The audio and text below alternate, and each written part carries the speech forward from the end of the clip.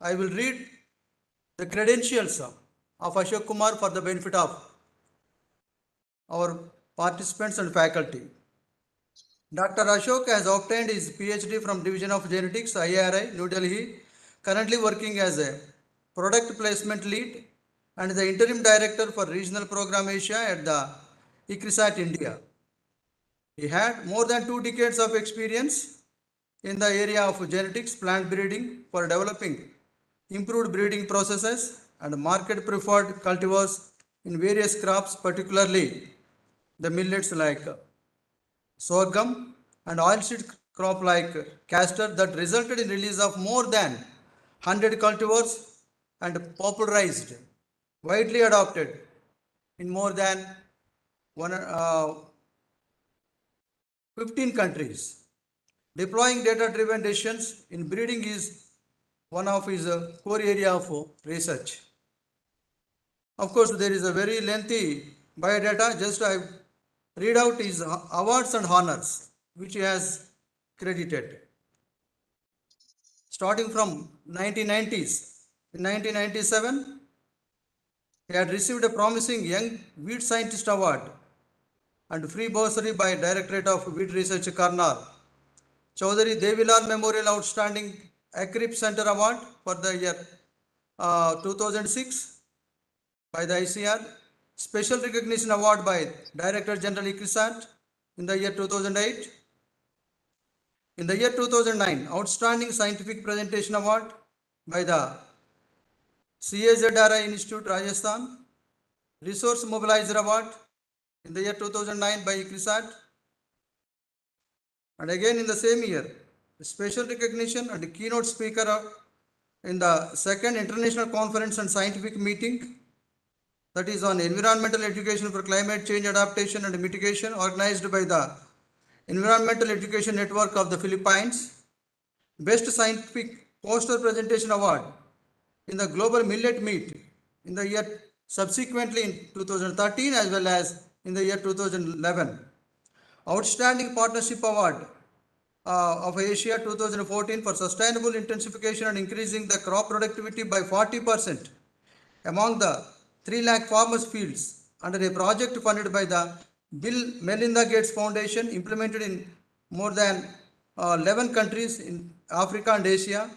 He is the Mentor of the Year 2017 award by the DG EEIhyd. Best Scientific Research Award in the year 2018. Special honor for leadership in global sorghum improvement by Council of Scientific and Industrial Research, Pretoria, Republic of South Africa, way back in 2018. And recently, last year, he has been honored with the Outstanding Partnership Award by the EEIhyd for building an innovative seed consortium supplying improved seeds to more than 3 lakh farmers every year. Dr. Ashok, we are very fortunate that a person of your eminence are delivering the today's topic on the selected topic that is mainstreaming millets through women facilitation in agri-food systems and status and way forward. And our participants, as briefed by Chandrasekhar, it is a cosmopolitan group representing various kinds of departments and different states and union territories of southern region of our country. And a drop of your voluminous knowledge may help and illuminate and empower all of us. Thank you, and over to you. Thank you, Jagan, for your kind words. I'm really elated and privileged to be part of this august group. Thanks for inviting me again. And I hope I will be able to do justice for this topic in the next maybe roughly 45 minutes or so. Can I share my presentation? Yeah, please.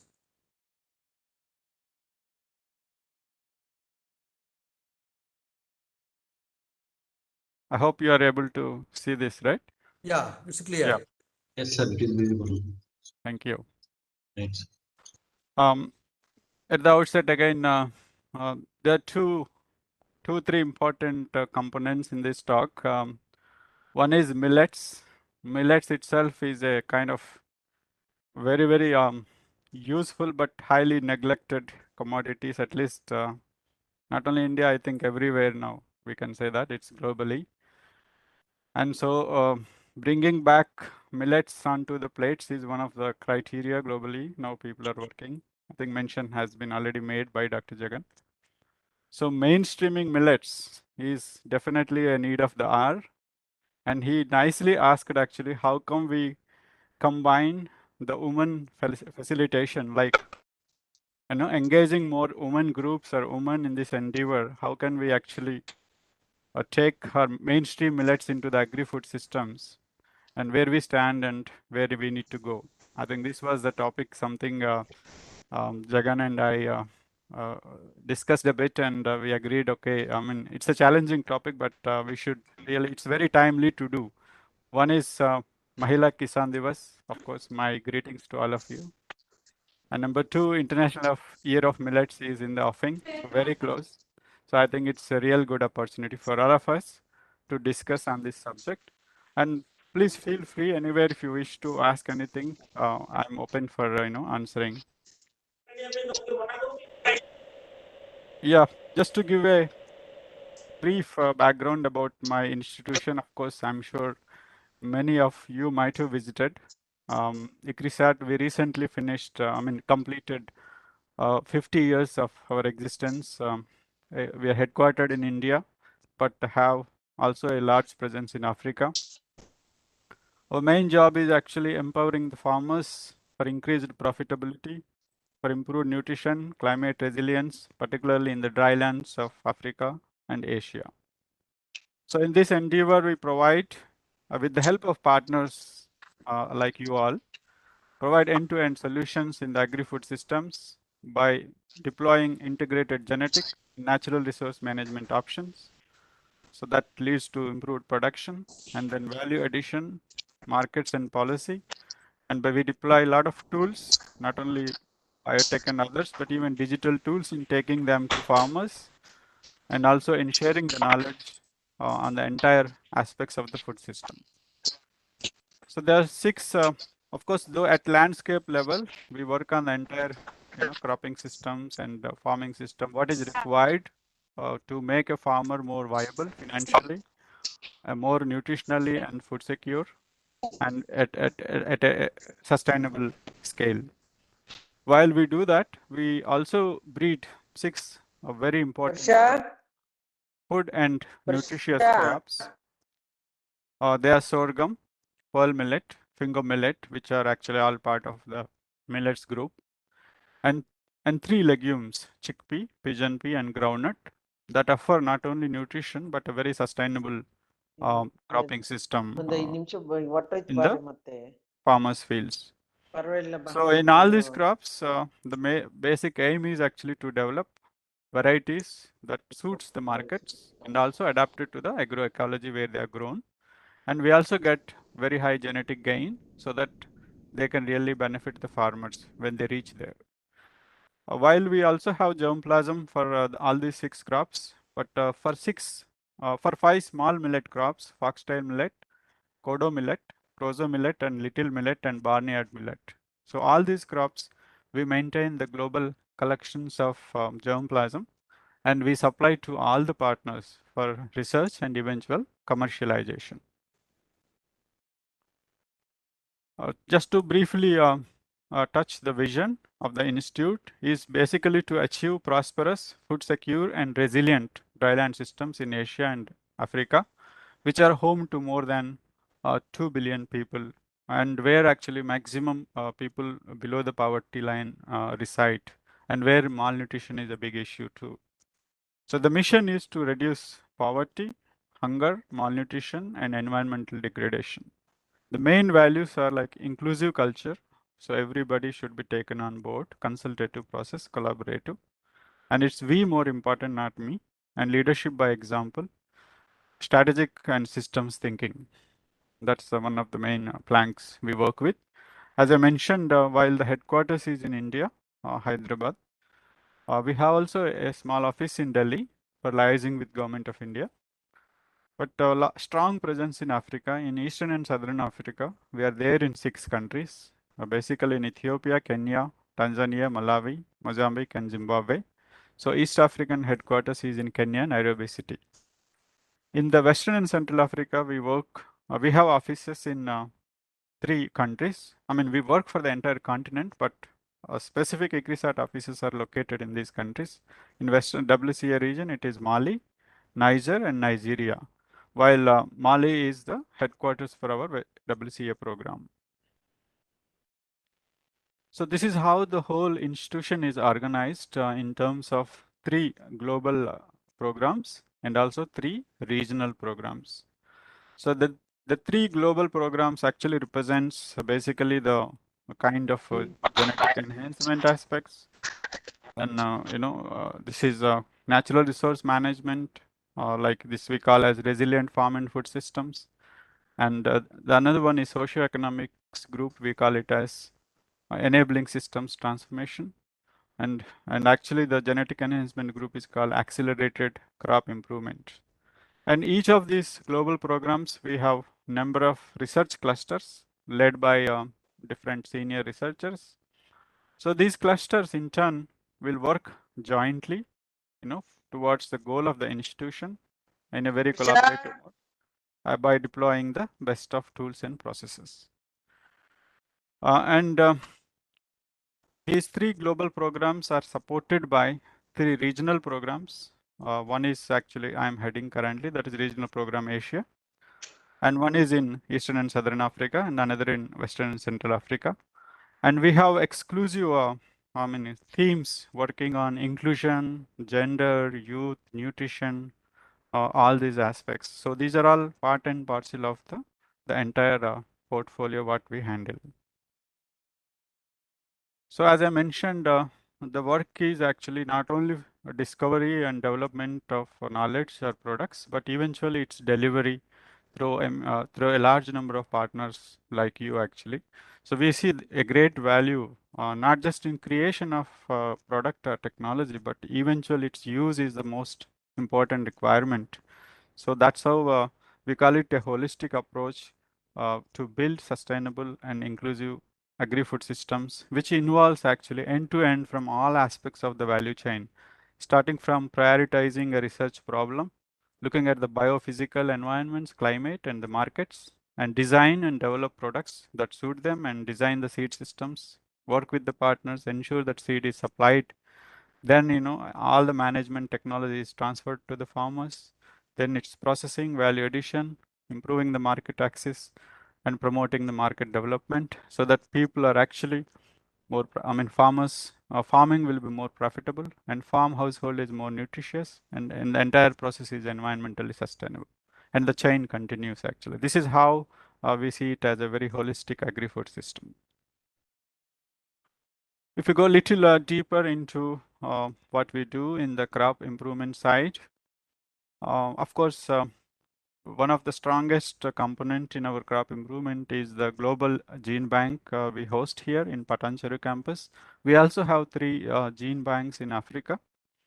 So more than 100, nearly now 130,000, 1,30,000 accessions are there in our mandate crops, including even the small millets. And in this, all these crops basically designing and developing and disseminating improved cultivars and deploying data-driven decisions in every aspect of selection. There is a kind of a process and also data-driven, like there's nothing left to the chance. Another thing is, while breeding is very strong and maintain the breeding pipelines, the trait discovery and trait integration is another important component, because whatever the market or agroecology needs, we need to put or stack those traits in the new varieties. So for that, we have Center of Excellence in Genomics. That is one of our main laboratories here. And also another platform for translational research on transgenic crops, PTTC, which actually undertaking most of the gene editing work now in various crops. So they integrate into the breeding program. And also we have precision phenotyping tools For example, in drought or in case of biotic stresses, we have very sophisticated phenotyping platforms so that we can actually screen for diseases, pests, drought, and all such kinds of abiotic stresses. So at the end, when the product is ready, that is shared with the partners, and eventually they test them and release or commercialize them. In the last 50 years, we have released, through partners again, 1,229 cultivars in 81 countries. And more than 50% of them are actually millets, sorghum, pulse millet, finger millet, and others. Just to give a snapshot of our gene bank, as I mentioned, we have one of the largest global collections of millets and legumes. So in the sorghum, for example, this is the largest collection. You can see the diversity here. Similarly, pearl millet, you can see a snapshot of the diversity here, more than 24,000 pearl millet and more than 42K, that is sorghum. And small millets like finger millet, all other small millets, we have more than 1100, 538 accessions. Actually, recently we had a small field day conducted wherein all the small millets accessions were planted for regeneration, and they're all actually doing too good. So in the breeding program, what we do is like, over the years, actually, only the breeders have the knowledge or information on what they are breeding for, like what kind of traits, what are their targets, and all. It's like a very internal kind of matter. But now what we have done is, it is now explicitly stated. And that means the breeding objective that we call as targeted product profiles. So this is a very kind of a written document for all of us, for all the breeding programs. And this is developed with the help of all the stakeholders. The stakeholders includes all the market players, the industry basically, and also the extension experts, the breeders, all the disciplinary scientists, and including the nutritionists and gender specialists, and all are actually they assemble at one place and identify actually if we develop any new variety, what are all the new traits to be improved in that. If I can give you one example, this I took the case of post-Chinese sorghum in India. For example, this is market segment 1 in EEIhyd. So there are 4 market segments in sorghum. If you see the traits, what is required, it is known like how much maturity we need, what is the grain yield, stover yield targeted, what is the height, digestibility of the stover, resistance and all. But you can see the seed size, seed shape, seed luster, seed color, crushability, the milling percentage, roti keeping quality, aroma, taste, iron, zinc, everything actually is identified as an important trait to be there. And for everything there is a value. So the new variety should possess this value, then only that will be actually moved to the next level. Otherwise, it is discarded in the breeding program itself. So, and there are also benchmarks for each of these, traits. So that means any new variety should, surpass these benchmarks, significantly. Then only, or at least for quality traits, they should match with these benchmarks. So that's how it is a written document and serves as a guide to all the breeding programs across. So we have 15 breeding programs in Asia and also Africa. So every breeding program has product profiles like this. So there may be 1, 2, 3, 4, depending upon the size of the crop and diversity of the crop. But that's how the entire breeding team, not just breeder, the entire breeding team, like all associated disciplines, work together and achieve these product profiles. That means you will have better varieties every time, matching all the attributes of the product profile. So just to give a glimpse of our varieties, how they are spread. So all the red colored portion on the globe is actually the varieties grown. The countries growing our EEIhyd bred varieties. So more than 80 countries are there, and out of 1229 varieties are hybrids. More than 640 are in millets. So that's how millets are actually our main plank in terms of research and also in development. So then in millets, actually we have, as you all know, have a great advantage, not only their adaptation, but their nutrition. and also their resilience to climate change. So if you see the global hidden hunger, how it is distributed in the world, you can see in most part of the, South Asia and Sub-Saharan Africa. Actually, these are the main countries which are again home to more than maybe 1.5 to 2 billion people. They are the main affected with the micronutrient malnutrition, particularly the iron, zinc, and vitamin A are lacking. Similarly, if you see the calcium deficiency also, more or less same areas showing severe deficiency. And incidentally, they are our target areas too for improvement. So, what it clearly implies is that if we can actually design and develop and promote millets in these areas, it can actually significantly change the nutrition scenario in these countries. Of course, we are all familiar with this slide. Millets have great potential to address the malnutrition because by virtue of their evolutionary advantage, they have very good micronutrient concentrations embedded in their grains. You can just, this is a comparison between the major cereals, which are major staples globally, and also the other sorghum and other millets, how they fare vis-a-vis the major cereals. You can see in terms of protein or fat or fiber content or calcium or iron, any important element, the millets have far more superior nutrient contents than the major cereals which are actually people are consuming in India and everywhere. And one outstanding thing is actually finger millet. Again, it's a kind of, it's a calcium bullet, literally, and it has 364 grams mg per 100 grams. And the beauty of this is it is actually 3 times more calcium than the milk. We actually, doctors recommend to take milk for calcium, for supporting the calcium content. But finger millet has 3 times more. And most of the plant foods have generally less bioavailability compared to the animal foods. But in case of, let's say, finger millet calcium, you can see 28% of it is bioavailable. Again, it's comparable to the bioavailability of calcium in the milk. So that way, that means if you consume finger millet, you get much more bioavailable calcium than the milk. Not just nutrients, but the glycemic index of millets is quite low for many of the millets. So it will reduce the risk of type 2 diabetes. In fact, we all know India is the capital, and more so Hyderabad is the diabetes capital. So it's very, very high time to look at and review our food habits and bring in a lot of millets into the food basket.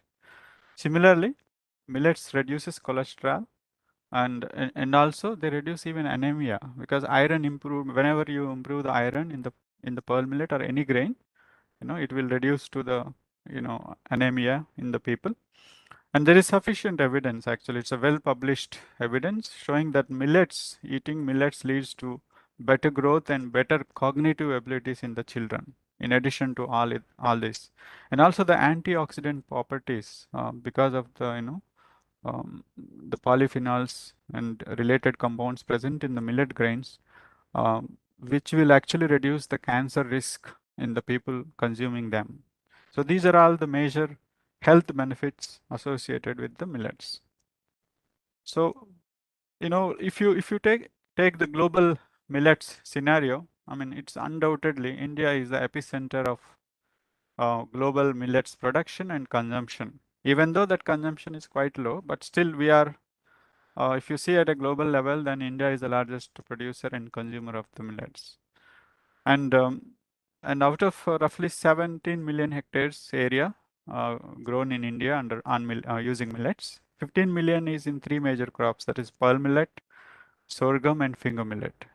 And other millets are quite small. But one good thing to note is actually, to highlight here is, in the last 5 years, if you see, the millet productivity increased by 40%.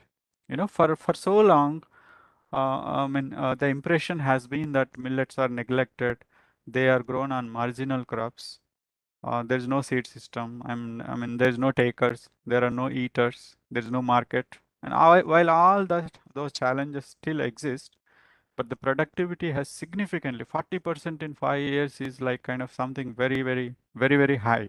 So this is a good indication that we are moving in a right direction actually in terms of mainstreaming the millets. I think at least we are on the track, right? And in some cases the situation is like that there is good demand. For example, in urban markets, if you go to any supermarket in Hyderabad, I'm sure millets, grain or flour will be the costliest staple compared to any other staple. You compare with rice or wheat, what is available on the shelf, and with the sorghum or ragi or any other thing, and sorghum ragi will be far more costlier than the rice and wheat, at least in couple of supermarkets in Hyderabad, Bangalore, and so on. And the beauty is, of course, when you grow millets, you always have the stover, with them that will go for as animal feed and also for as a kind of source of organic carbon to the soil. So again, it's needless to say how important are millets to the Indian agri-food systems. But by virtue of their micronutrients, vitamins, antioxidants, and fiber and fats, and resilience to drought and high temperature, millets are definitely are the future foods actually, and we need to embrace in our food baskets actually. And they provide the greatest opportunity for balanced nutrition supply to the people, and also sustaining the production system. Millets won't draw excessive nutrients from the soil. They don't need too much water. You don't need to apply too many chemicals on them. So that's how they are actually help protecting the environment.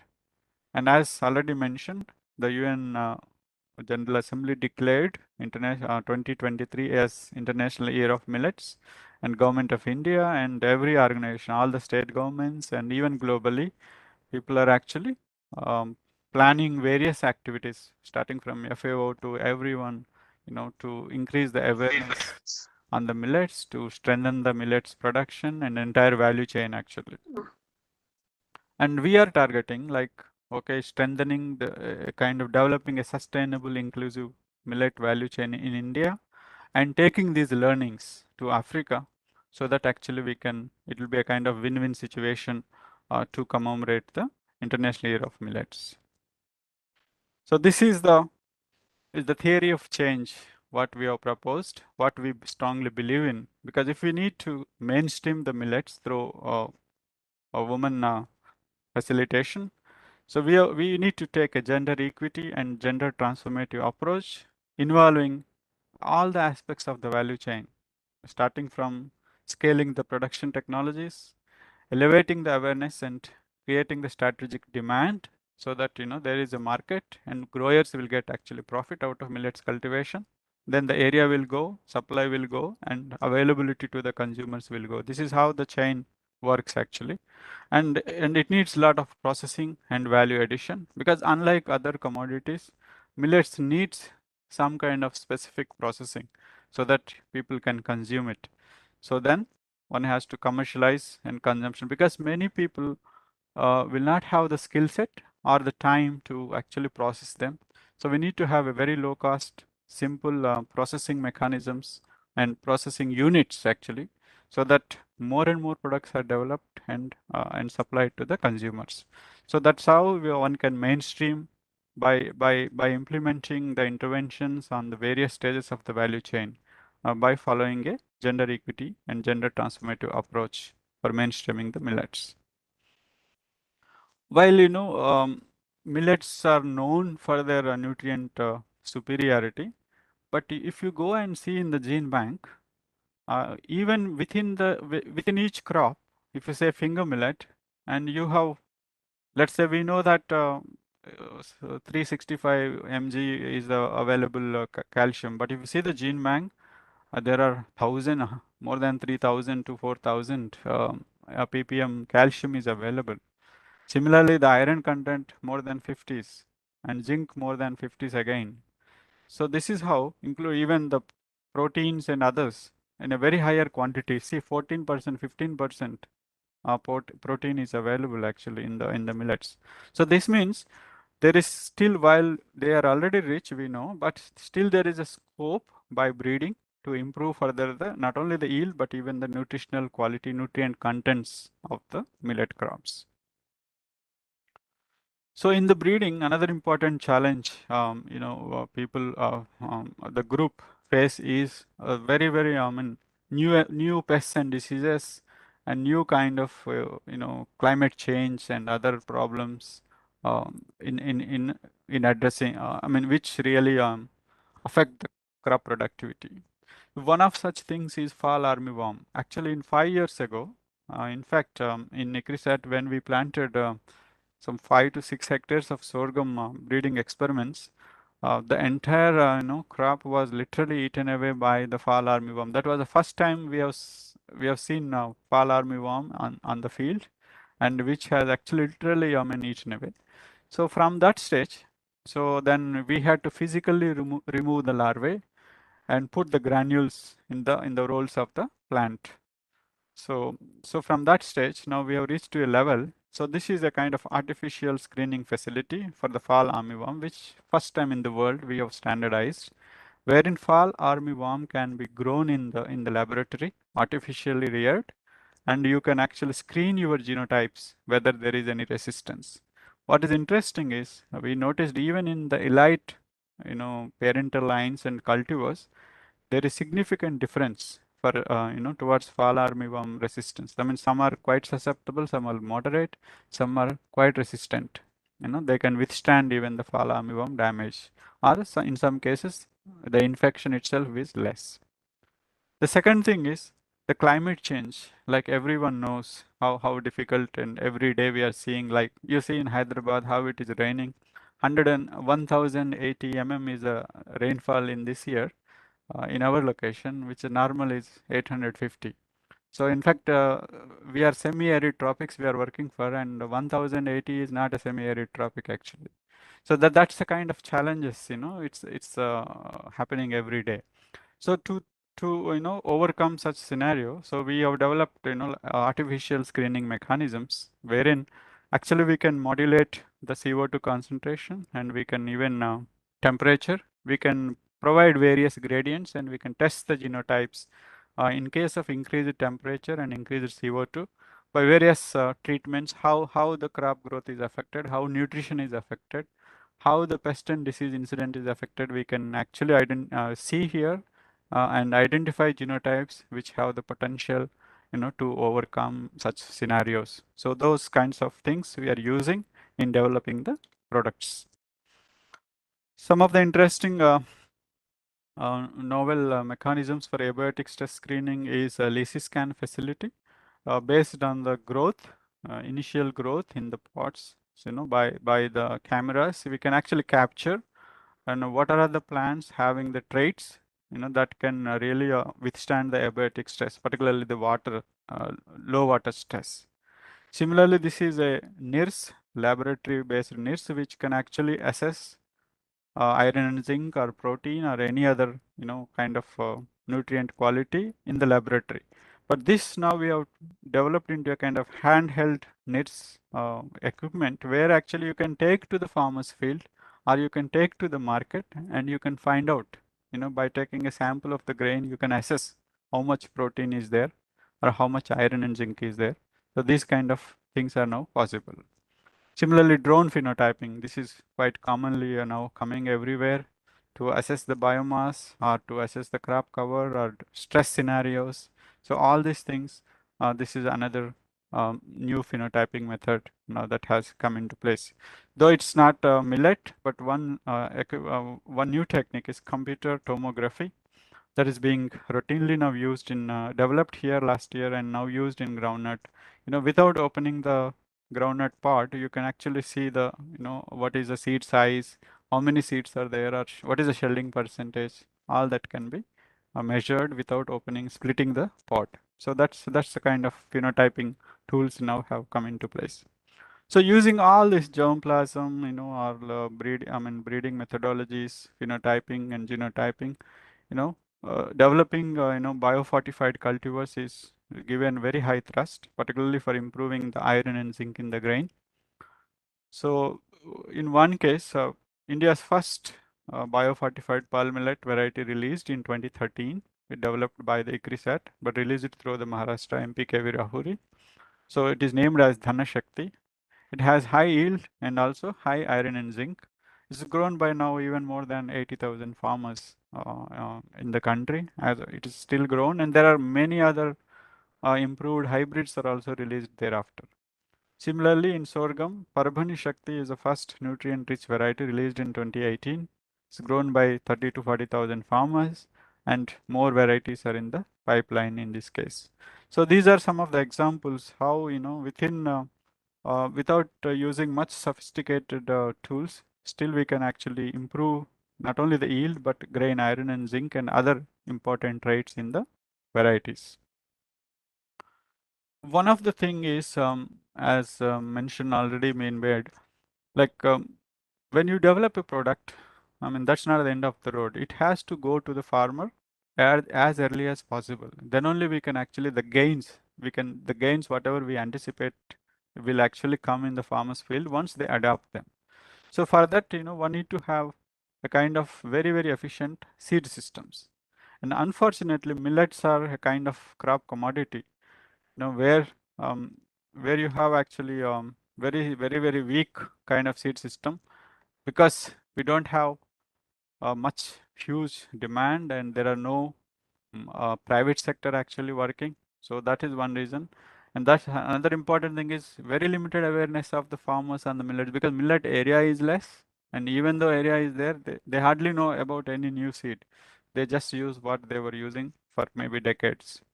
That's how the adoption rates are low, replacement rate of varieties is very low, and even seed availability is quite low. When we look back and see the seed system, of course, not much interest because it's not a profitable venture to the industry, and not a huge market even for the public sector. So that's why a millet seed system is literally a very infancy in a country like India, which is supposed to be one of the most advanced seed industry in the world, one of the, if not the best. So then we saw a lot of missing linkages between research, extension, and seed delivery. This is what is happening at least in the millets case. So then from that we started working and bringing, one of the projects, Bill and Melinda Gates Foundation, wherein actually we have not only showed how improved variety and improved package of practices and better primary processing, how it will actually helps the farmer to achieve higher production and productivity and profitability. But to sustain the intervention, we brought all the seed chain actors on board. The public sector, Mahabij, for example, in Maharashtra, we worked with the state seed corporation that is called Mahabij, and we developed a system wherein seed farmers are given buyback agreements by the Mahabis. So when the improved variety seed is produced, the breeder seed we supply, farmers will grow, we attend the rogging, and the seed is procured by Mahabis, processed and marketed. So that kind of system actually is now so popular. Now the improved seed is now going to lakhs of farmers every year, because it has become a profitable venture for the seed growers and also to the Mahabis and also the commercial farmers. So that's how we have brought in all the people, actually the government of Department of Agriculture, the extension people, everybody supported this effort. Now that's how the success was made possible. But in some cases, I mean, in not all places, not everywhere that you get such a strong seed body actually to support you. So in such cases, actually, the organizing the people, the growers, the women and men into community-based, seed entrepreneurs. So we have to train them. We have models in Africa, we have in India, in Odisha and all. We have done this, wherein actually the women are organized into collectives, so they are trained in seed production, and they've been encouraged to become entrepreneurs. So they do the entire customized processing, and they market it. So that's how actually we can make a big change in the delivery of the improved seeds to the commercial farmers. To make the process even more stronger, we have come up with a mechanism called digital seed corridor.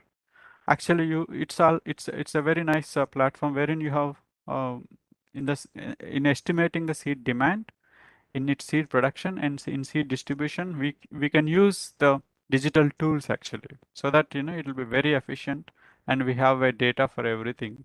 So we can forecast based on based on the climate, based on the market, what is the kind of crop area and what kind of variety is required. So we can see demand will be forecasted by using forecast or seedx platform, and by using MPRO, which can actually establish traceability in which farmer's field what seed is produced, and everything, all the processing, everything is actually recorded here. And in the and the entire seed distribution is also digitally recorded. So by combining all these into one platform, actually we can forecast, we can produce, and we can disseminate the improved seeds, and all that this information is eternally available for us. And in the process, we work with a lot of women and youth, particularly in the disadvantaged communities. We work with very closely because understanding the feminization, the mechanization, and agriculture transformation is very, very critical. If we don't know the dynamics in those villages or in those communities, we cannot actually really take the technologies to the farmers. Similarly, when nutrition is there, when mechanization is there, it is always good for the women community because that will reduce a lot of burden, physical burden, and also nutritious cultivars will contribute to the whole family nutrition, where women are one of the maximum sufferers, along with children actually, in terms of malnutrition. So this is where so working with them, strengthening their capacities, um, uh, by including them in every decision making. So this is how we develop and we disseminate the technologies. So as I mentioned, capacity development is a prime, important actually. I mean, I always stress this in every meeting for the reason, if you see the statistics in India, like if you see what is the poverty in India, if you just Google, you say the average poverty is maybe 10%. In urban areas, it is around 6%, and rural maybe 12. Or on an average is 10. But if you see the malnutrition in India, it is 40 or 50%. So there is a huge mismatch. That means people are not poor, they have affordability, but they are not consuming the right diets because there is no education. There is no capacity to understand the value of diet diversification for their improved nutrition and health. So this is one thing actually every one of us, you being extension workers, you face them much more than people like me who are in the research stations. So this is a great opportunity if we can educate the people, empower the people on the technology adoption, dietary diversification. That's going to be a big change in their profitability, in their nutrition, in their resilience. So while the production is quite taken care of by these kind of mechanisms, but we feel that creating a demand pull for the millets is very, very important. If it has to fly in a big way, we should be creating huge demand. That's how the market works. More farmers will grow, so it will be profitable to them. Then the consumers will get more and more millet products. So that's where we are trying to work to create the demand. And by increasing the awareness is one thing, and by working with the communities, developing the primary processing facilities at the community level, and involving the local youth entrepreneurs, women self-help groups or FPOs, and hand-holding them, strengthening them, giving them the trainings, giving them the management mechanisms, then digital tools, so that actually they can really take benefit out of it. So the millet food, I mean, because for large number of consumers, making a millet product at home may not be feasible. But if a ready-made or ready-to-eat or kind of food is available, the consumption can significantly go. But the challenge is, while most other products are very soft and they have great aroma and people have used to consume it, then we need to understand what kind of taste required for the millets, what kind of texture, flavor, shelf life, and pricing, all that. So this kind of market studies were conducted by the Agri Innovation program at ICRISAT. So a lot of market surveys were conducted and programs were designed. The products were designed in a way to meet various needs. For example, breakfast cereals, a kind of chickpeas, so that actually different kinds of population, different segments of the population are also targeted with different kinds of products. And if you see the millet's typical value chain, like where there will be, inputs, people just buy from the input suppliers, they produce. The value addition happens at a private sector level. I mean, where there is a kind of small company, then they distribute and market. This is the existing value chain. But what we have built is a kind of FPO based millet value chain, where the FPO actually they source the inputs, by prior engagement with the input suppliers at a cheaper rate and better quality. And once the production happens, the millet grain is procured by the FPO members. The processing unit is owned by the FPO, managed by the FPO, and the products comes out of it and they are linked to the market. So that's how actually we can benefit the communities in terms of profitability and also in terms of nutrition, and their outreach will be so high so that consumers will have a lot of access to such millet based improved food products. This is the value chain, wherein FPOs, self-help groups, they are actually organized, and they were made to either establish primary or secondary processing units and registered in terms of small and medium enterprises, and produce the products which can go to a wholesale or retailing, or to a government food program, nutrition feeding programs, which eventually lead to their income enhancement and also nutritional improvement. So these are some of the products that were created. In fact, the list is so big, but I just picked some of the products developed at TICRISAT, agribusiness incubation program, and which were commercialized by the private entrepreneurs or women groups and so on. So starting from jowar meal to multigrain meal to breakfast cereal to crispies, energy bars, flakes, even RTS beverages, actually, even porridge, millet-based porridge. So all kinds of products have been actually made, even cookies. So, and they are already being commercialized by various people, various organizations. So one of the challenges we faced in millets utilization was actually lack of equipment that can actually process.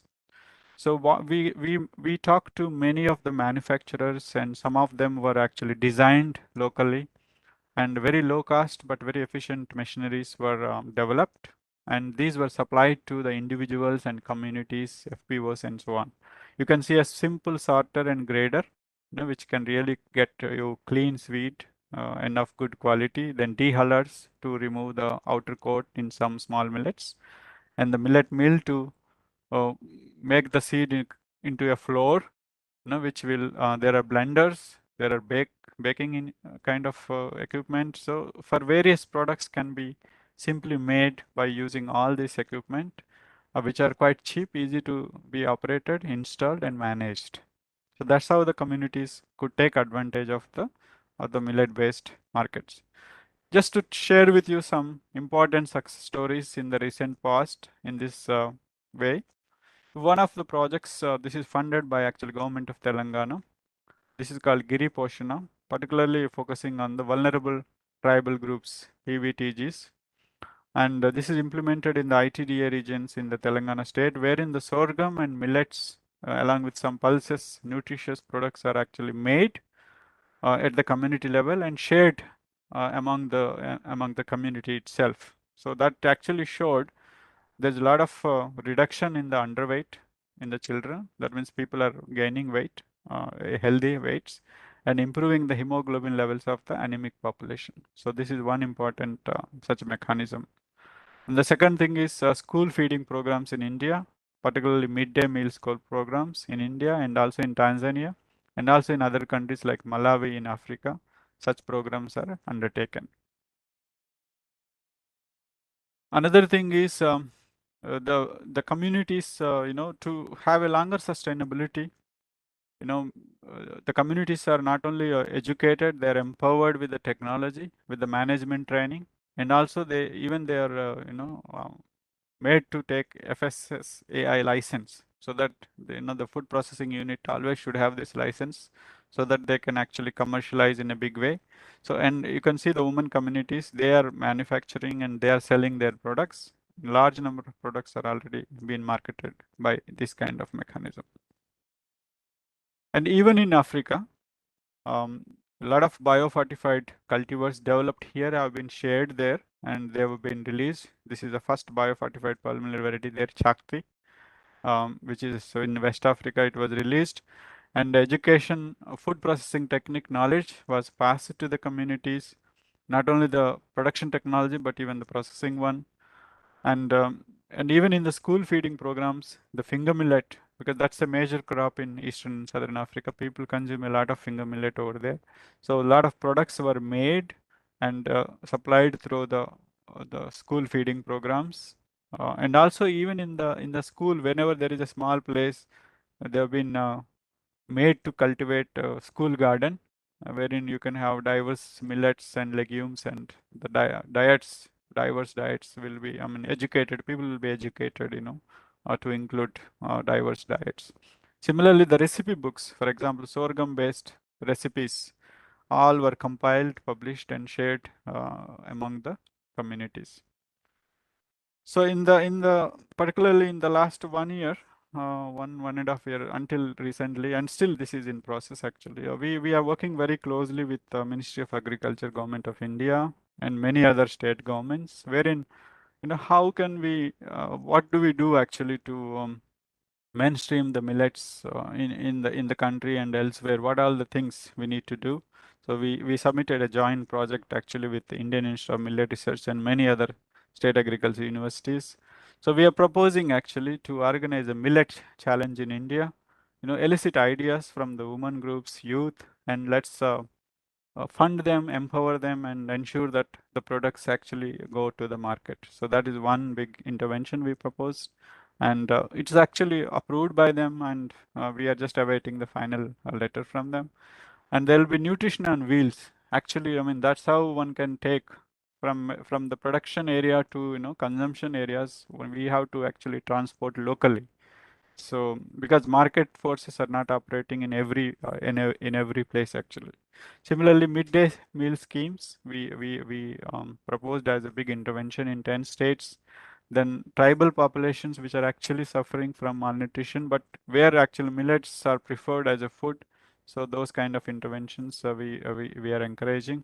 Similarly, the value chain strengthening, processing, marketing, all those aspects have been proposed. Similarly, cultivation of millets in 1,000 villages in 10 states.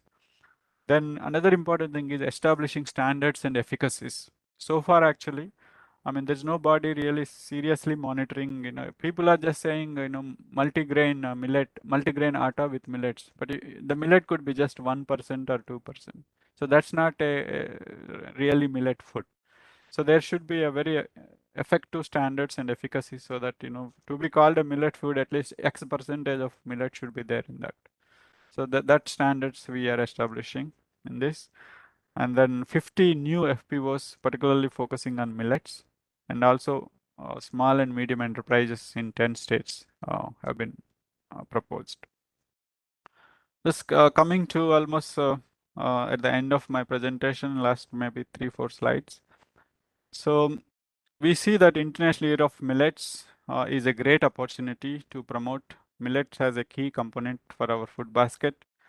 So by increasing the global food production, millet production particularly, post-harvest processing, value chain, marketing and consumption, particularly by involving the women and youth. So that's very key for sustaining this activity. So for this, the focus is actually to elevate the awareness on the possible contribution of millets, inspire the stakeholders, and and draw more and more investment on the millet R&D and also in extension, and share the experiences globally, benefiting the global south. So in fact, I think after this, the World Food Program and Niti Aayog, Government of India, and EEIhyd, we are working actually to map and exchange good practices on millets. That is called MEGP on millets. So we are developing a compendium globally. What are all the best practices available? So we'll document at one place, publish it, and circulate so that it's easy for any government, any country to go through it and implement what is actually what to be done to mainstream the millets. So to conclude this presentation, millets are definitely a critical part of agri-food systems, particularly for human nutrition and also animal nutrition, and for climate resilience and for sustainable ecosystem services. So our approach is basically collaboration, partnership, involving a number of actors and multidisciplinary people, and working closely with the communities for mainstreaming the millets. So we take a landscape and food systems approach focused on the needs of the community. It's not millet as a component, but the entire food system is a unit, and where we fit actually, where millets can really fit, whether it is rice fallows, whether it is Indo-Gangetic plain, or wherever it is feasible. So that's how we are pushing the millets. So in addition to breeding using advanced mechanisms for agroecosystems and market segments, yield gaps to be reduced through holistic agronomy and management practices, and evaluating their effects actually. To further conclude, of course, there is no one size that fits all in agriculture, but we can share certain common tools and approaches which can be used to improve the productivity in a sustainable manner as per the context. But also we should not just the supply side, we should definitely create the demand that will actually drive the farmer adoption and increase the wealth of the communities and also the nutrition of the communities. So we wish to thank especially to the funders, to the collaborators, colleagues, and all the farmers who contributed to our work over the past 50 years. Thank you very much. So I'll be happy to take any questions. Thank you. Yeah, thank you, Dr. Ashok, for delivering such a phenomenal today's lecture on mainstreaming millets through women facilitation for strengthening the agri-food systems. I request participants, please, to clarify the doubts, if any. Hello, Sir, am I audible sir. to you? Sir, yes, sir, yes, sir. Thank you, sir. Sir, namaste, sir. Yeah. Yes. Sir, I have 2 or 3 points regarding millet cultivation, mainly finger millets, sir. In our area, my jurisdiction 3 block, millet mission is adapted, implemented. Sir, regarding sowing and interculture operation, till now, block plow is only used. There is for control of weeds and sowing and transplanting of the millet. Not good machine till now we have advocated. Rather, block plow is mainly used. 1 point. Rather, but as we are advanced scientists, we are not telling farmers that block plow is best. Second, sir, for finger millet, the finger millet should be free from the sand particles. So, not suitable machines to avoid sand particles. Any machine supplied by our engineers, they are not so much effective, sir. So it is the basic point. But the yield actually, the millet mission and finger millet yield, very good. It is very any soil type, less fertilizer use. And third point, sir, we are advocating organic farming for millet cultivation, but we are closed. Only 2 to 3 type of organic inputs is written in the millet mission projects. But now the use of the wet decomposer, I have joined within 1 month. 100 villages cover under finger millets program, and we have covered every villages for wet decomposer use. And wet decomposer use is so easy compared to other agro inputs. But the millet mission project is there silent, because what 2 or 3 points is written that handi khata, jivamruta, but they are not open. So indigenous variety adoption is very good. In other crops we are silent, but if the millet mission project is good. So small points are also sometimes playing may differ, sir. Yeah, of course you are right. Because people have suddenly jumped onto millets and they want everything coming from the millets overnight. But as you said, yes, the machines are very few in the millets cultivation. In fact, in many of the states, until recently, millets were not even planted in rows. They कौन were, देखेगा yeah, they were mostly broadcasted. So, but of late, there is some progress. People are now adopting the kind of line sowing required, transplantation of millets, particularly finger millet. So these kind of technologies are slowly adopted. But of course, missions haven't come in a big way. You are right, actually. Only in, let's say, because in sorghum and finger millet, pearl millet, we have cultivation for so many years. We have urea certain क्या equipments, small kind of equipment available for interculture and others.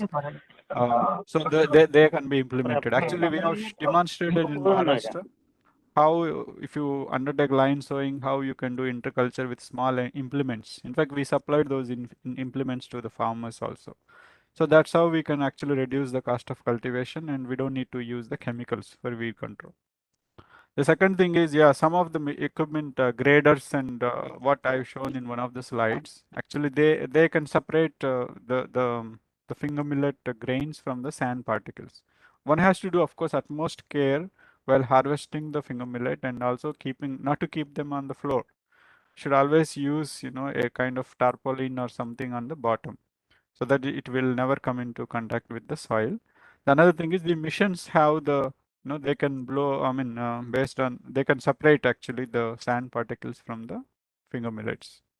So the organic things, of course, we haven't advocated that kind of technology anywhere, but because millets have nutritional, benefits, and people want to cash down. Anyway, farmers are not using much chemicals, so if they go organic, the brand value of organic millet will be far higher. But honestly, to my knowledge, not many institutions have developed any technology actually purely for organic production of the millets. So that is still a work in progress. So as much as possible, you can use a kind of regenerative mechanisms wherein either very limited or no use of chemicals, but still you can get a decent production. Yeah, that's what I can say at this stage. Thank you. Yeah, thank you. Others, Thank you, please. sir. Thank you. Manish Bhatia ji. Hello. The Director Administration, Government of India. Bhatia ji. Yes, sir. Yeah, sir. Welcome. Welcome. Welcome, sir. We are very honored that you took the time to participate in Sir, this program. I may request you, please, offer your remarks. I'm not giving any detailed remarks because you have already conducted the program. I was busy with the program of the Honorable Agriculture Minister, which was done by our ministry in collaboration with Manage. However, because you had conducted the program at our instance, I thought it was my duty to join the program. The only thing that we had discussed in that program also, there is a need to increase the production, productivity and usage of millets, and it can lead to in the reduction of malnutrition in the country, especially women. And women have a key role in increasing in all three aspects: the production, productivity, and the usage. The importance that was given to millets in our culture has somehow been diluted over the period of time. That we need to have that needs to be corrected, so that it will lead to a more it is because these millets are also nutri cereals, you can say. So it is going to increase the nutritional element in our food systems, that food that we are eating, and ultimately for the overall health of the society. And women have a key role, and we have to recognize the role of women because the upcoming year is the International Year of Millets, which has been done at the initiative of our Honorable Prime Minister. The UN Assembly has decided to adopt it, and we are leading the initiative in this regard.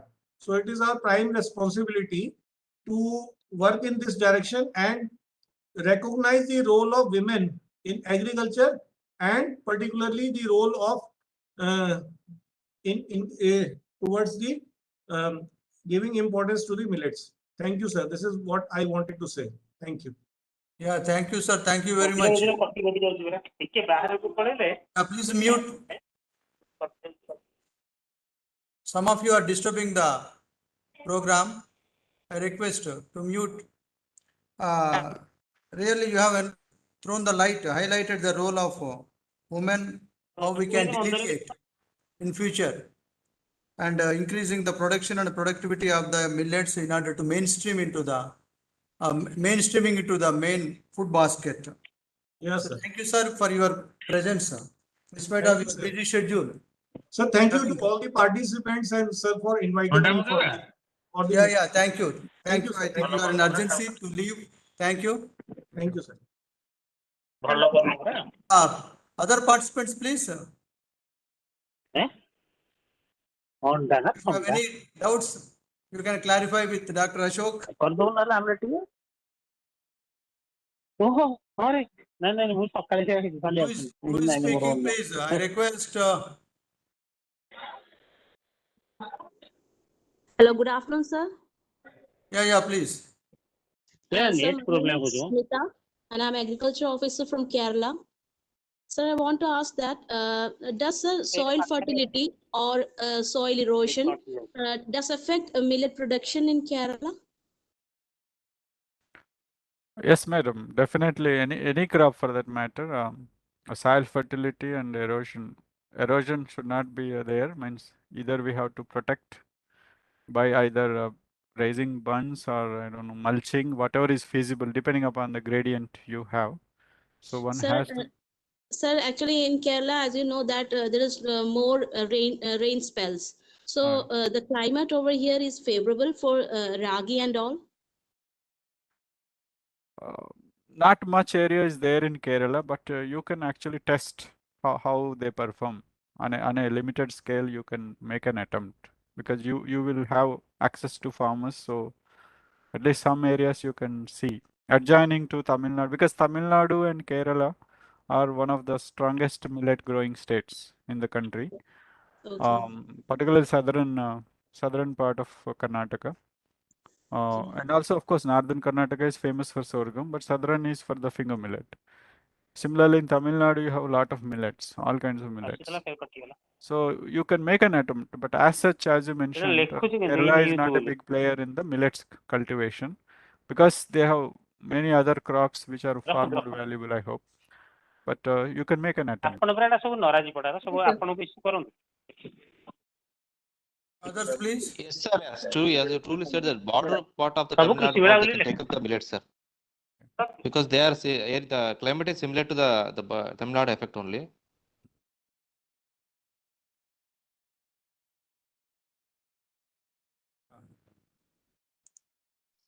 Sir, in Kerala, they can try in Rabi season, sir. Any issue to cultivate millets in Rabi season, because maybe rainfall will not be there in Rabi season. Yeah, Rabi season with some limited water, maybe 2-3 irrigations if they can give, yes, they can try.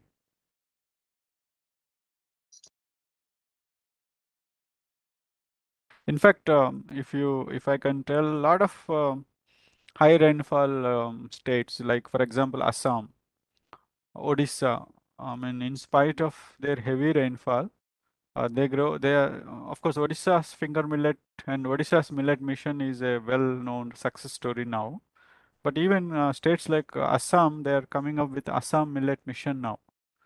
So far, they have only 6,000 hectares area under millets, but they want to take it in a big way. So in a World Bank funded project, they established Assam Millet Mission, and of course we are working together. So I mean, there are big plans. Every state is coming up with huge plans to, you know, bring millets back into their production, into the food basket, into the value chain. So everywhere efforts are underway. Yeah, I have one doubt, Dr. Ashok. Yeah, please. So one side we have the alighted consumers. Everyone is now have the consciousness and concerned sensitivity towards having the millet based food. But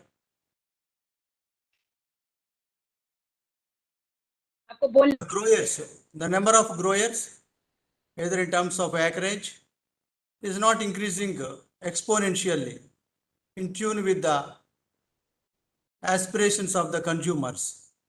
How we can link the producers with the consumers?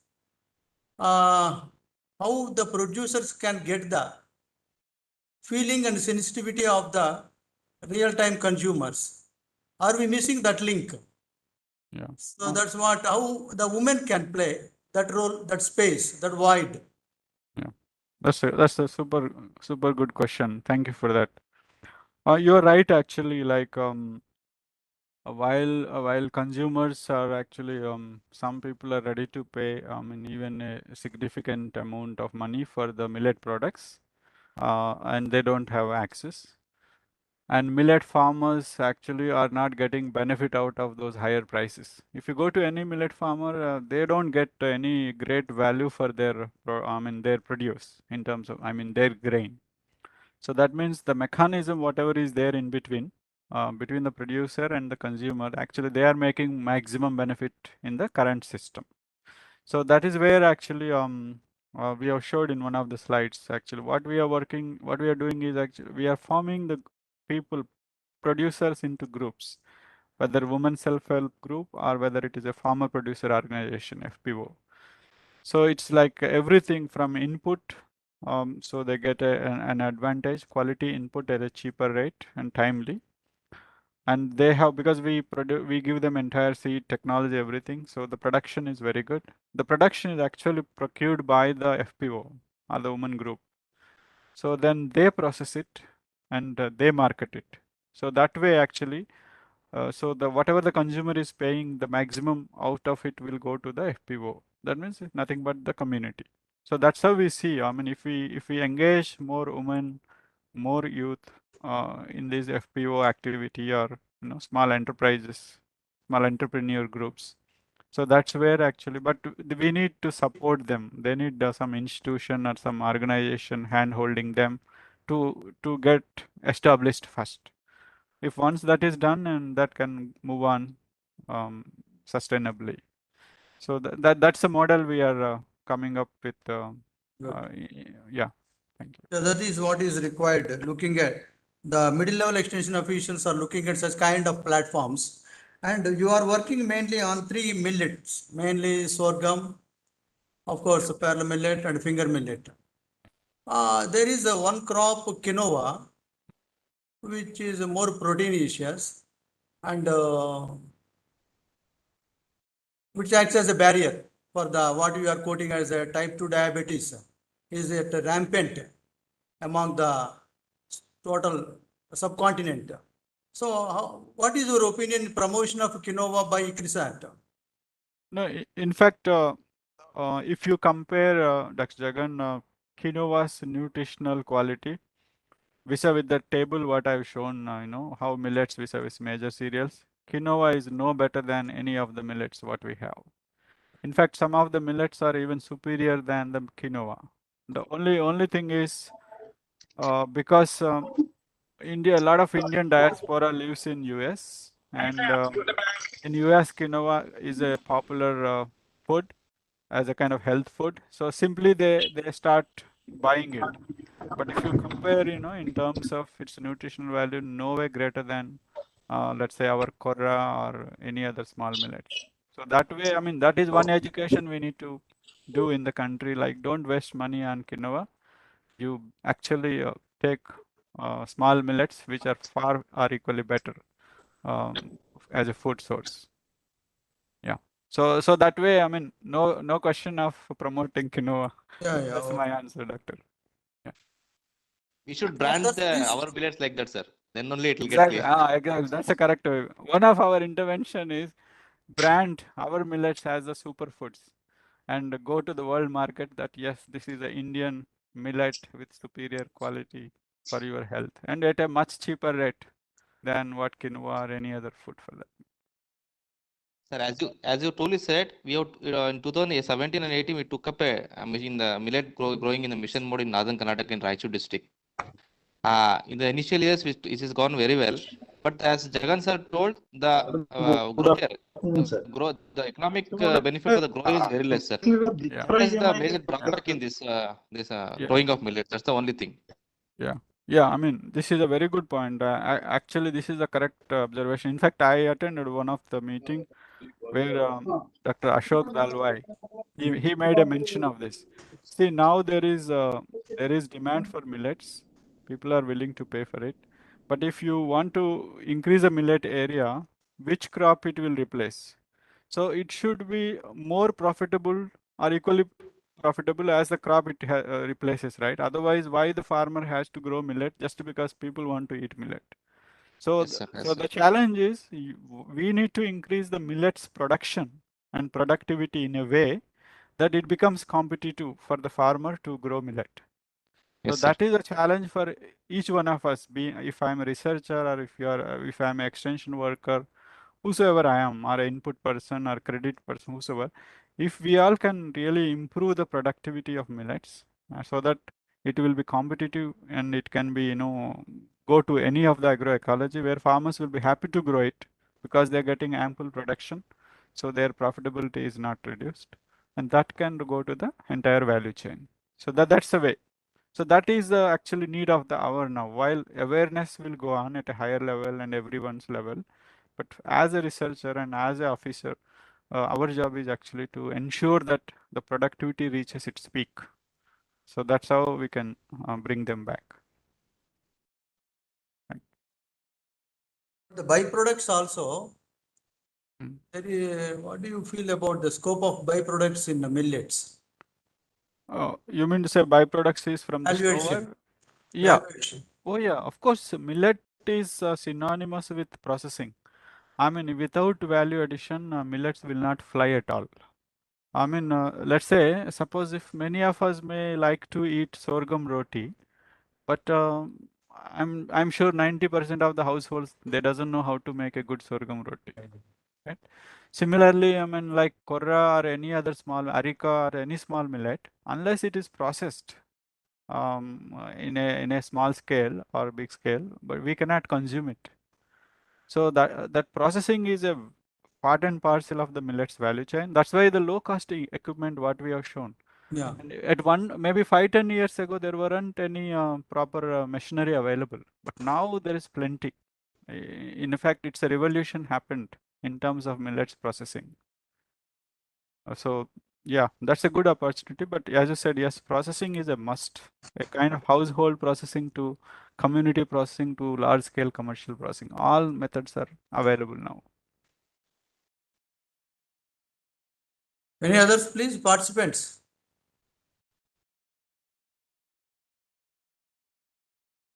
So really, we are very fortunate, Dr. Ashok. You have shown the beauty of the millets as well as the richness of the millets.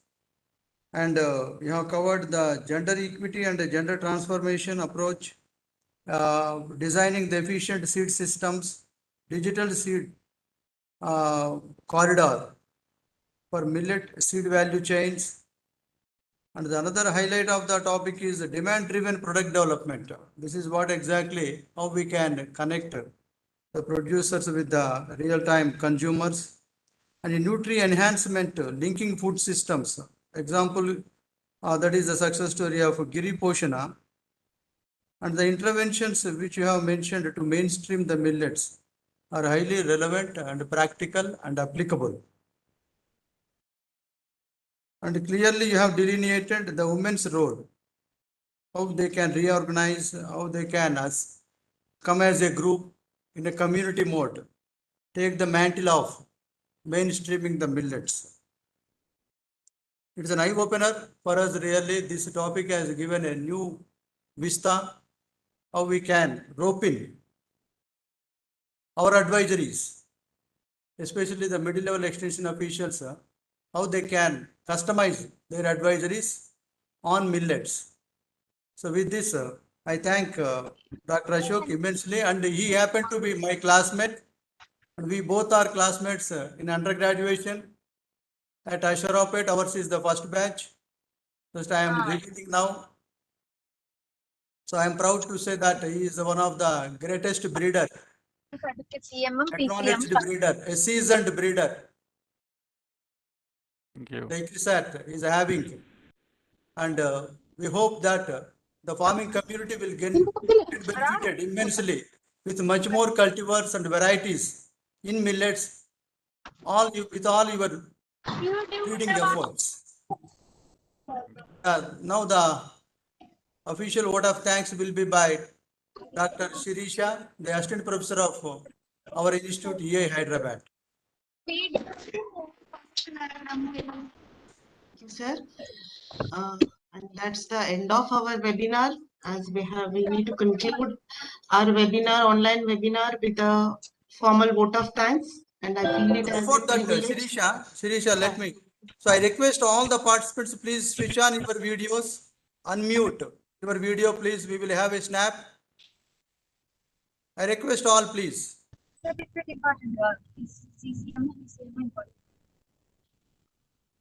All the participants are requested to unmute your videos for a while.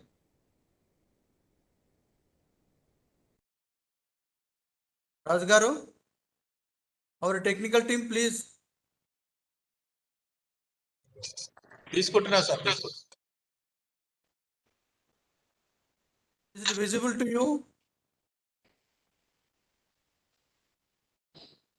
I could not able to see the videos. Is it due to my poor network connectivity? Hello. I'm able to see some videos. Some videos I'm able to see. Yeah, okay. So I request all, please. Sir, in Andaman is a poor connectivity, sir. No electricity. Okay. You are exempted. No problem. Very sorry, sir. Very sorry. Okay. Yeah. So we appreciate that you have participated in this webinar. Thank you, sir. Thank you. Thank you, From sir. such a remote Thank you, sir. and of course long distance, in spite of having so many hardships. Dr. Jagan, if I can share, one of the participants is from Africa, actually, my colleague, Dr. Henry Ojulang. Oh, very nice. Very Finger millet nice. breeder in Eastern and Southern Africa. Very good. Henry, you could join. I Thank you. appreciate. I'm surprised to see you here. Great. Very nice. So the link has crossed Very the much beyond the Ashok continents. and the team. I have greatly, Thank you. yeah, I've Yep. greatly enjoyed the presentation. Thanks very much. Thank you. So good to see you. On a holiday, you joined. Okay. And we extend our heartfelt thanks for your keen participation, probably in spite of your busy schedule.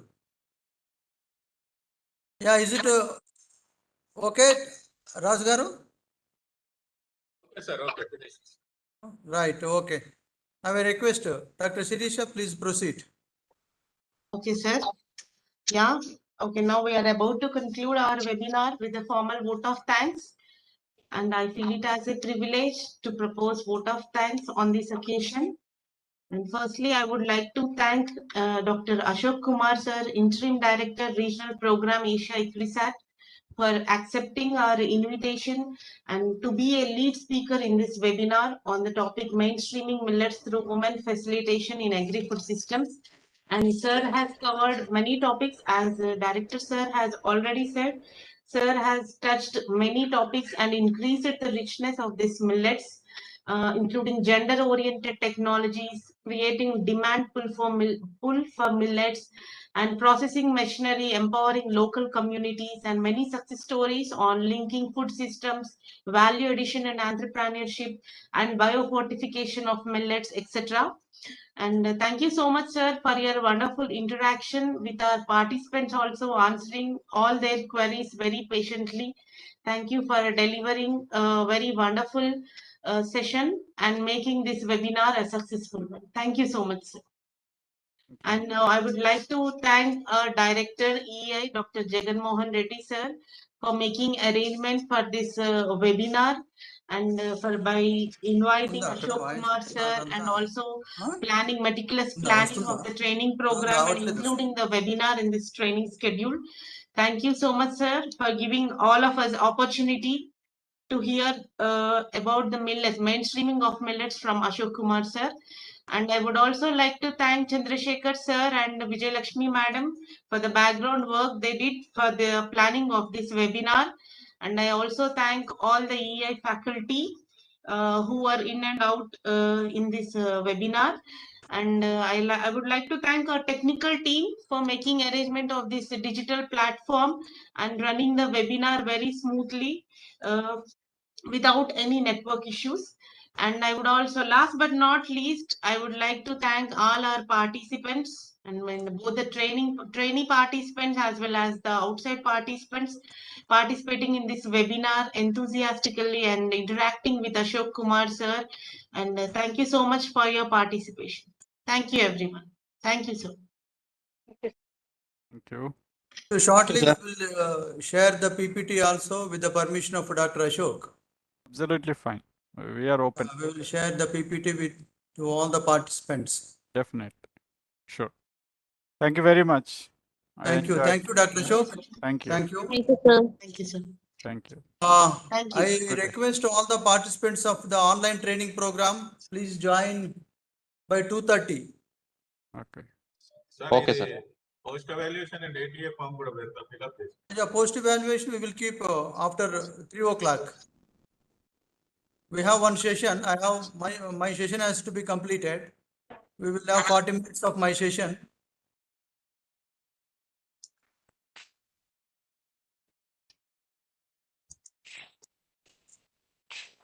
Okay, na Raj garu. Hello.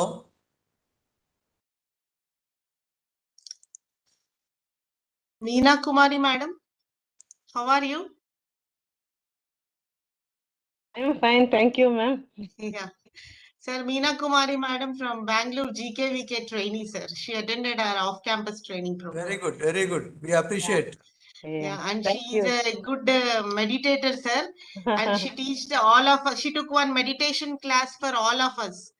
She will Oh, not very sleep good. for 24 hours. She'll only meditate. Thank you so Oh, much, excellent. ma'am. That is reflecting. That is Yeah. reflecting in our energy. Thank That you. is reflecting in our involvement. Thank you, sir. Thank you so much. Very nice. We have such kind of. So we need the support of all our alumni, trainees, so that we may conduct many